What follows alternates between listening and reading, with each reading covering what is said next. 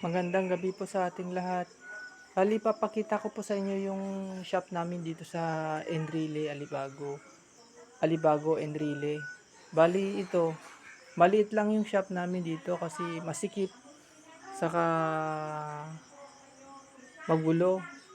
Bali, itong shop ko rito sa bahay, dito ako nagtatahi pagka linggo, sabado, linggo, dito ako nagtatahi o kaya pag di ako pumapasok dito ako nagtatahi. Bali yung makina na gamit pala namin dito ngayon, itong edging na to, edging ng misis ko. Tapos naman ito high speed, ginagamit ko rin dito sa pagpanahi ng bag sa lining. Yung hindi kaya dito sa makinang ito, yung post type. Bali dito ko tinatahi yung mga lining, yung mga handle na tela. Sa post type kasi dito, hindi kaya yung telang maninipis. Puro makakapal lang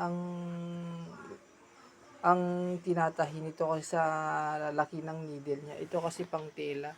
Ayun, ayan, yan, nagtatahi ang misis ko ng pantalon. Kahit palang ang tinatahi pala namin dito, mga uniform ng estudyante, teachers, mga ganyan.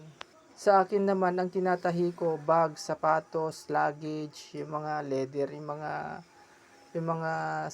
mga boots, mga ganyan, kahit mga vest, sombrero, yan din ang tinatahi ko. Bali, combine kami ng misis ko. Bali, pagka may tahirin ako na hindi ko kaya, na katulad niyan, sa leather jacket, nagpapatulong ako sa kanya, nagtutulungan kami niyan. Tapos, pag siya rin, pagka may hindi siya alam na i-pattern, tinutulungan ko rin siya. Ganun kami magtrabaho dito. Bali yung ano pala na ang tanggap ko pala ito, yung mga tanggap ko yan. Mga yan meron pa sa taas. Ayan, mga tanggap ko, mga materyales ko rin yan. Ayan. Bali yung mga materyales pala na ginagamit ko, mga yan, galing pa yan sa Marikina. Sa Marikina, in-order ko sa Shopee. O minsan, dumedirekta talaga ako mismo dun sa Marikina para bumili ng mga pang-stock ko rito. Yung kadalasang binibili ko sa Manila, yung mga zipper, mga yung usually na pinapa-repair mga bag. Bag kasi yung halos karamihan na pinapa-repair sa akin, lalo na pagka magpapasukan. Bihira kasi yung nag-ayos ng bag sa Tuguegarao, lalo na dito sa Enrile. Bali sa Tuguegarao kasi dalawa lang kaming shop na nagtatahi doon. Bukod sa akin, meron pang Mr. Quickie kung saan ako nagtrabaho dati. Bali, papakita ko rin sa inyo kung saan yung cutting table ko, saka yung grinder. Dito ko tinatahi yung kinakat yung mga lining, yung mga linalatag yung mga bag. Dito sa cutting table na to, dito rin nagkakat yung misis ko sa cutting table na to. Minsan pag nagtatahi ako, sinasabayan niya rin namin ng panonood ng TV, ayan. Tapos ito naman yung grinder na ginagamit ko pang grind sa sapatos, sa swelas, mga ganyan.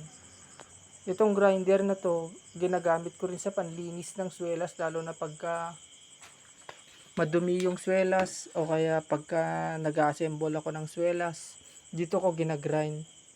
Dito ko pinahasa rin yung mga gamit kong pang cutting, ganyan. Panghasa ko rin to. Sa kutsilyo, saka sa iba pa.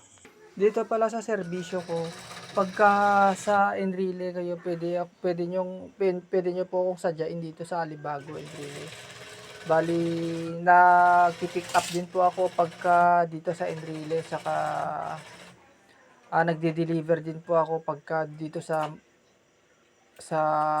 Tuguegarao, basta sa may malalapit lang yung nadadaanan ko lang. Bali, umuwi ako sa Enrile pagka gusto nyong kung taga Madarulog kayo o Kataggaman o Ugak, pwede kong i-deliver sa inyo yan. Free delivery po. Yun ang serbisyo ko dito. Saka pagka may problema po yung ginawa ko, pwede nyong ibalik sa akin at ayusin ko ulit. o kaya hindi nyo nagustuhan, pwede ko naman ulitin. May free service warranty po yung serbisyo ko dito, 2 months. Saka yung misis ko naman, ang tinatahi niya pala yung mga pantalon, saka uniform. Kung may gusto kayong ipatahi sa kanya, pwede nyo rin po akong kontakin sa aking cellphone number. At hanggang dito na lang po, at salamat and God bless sa ating lahat. Thank you.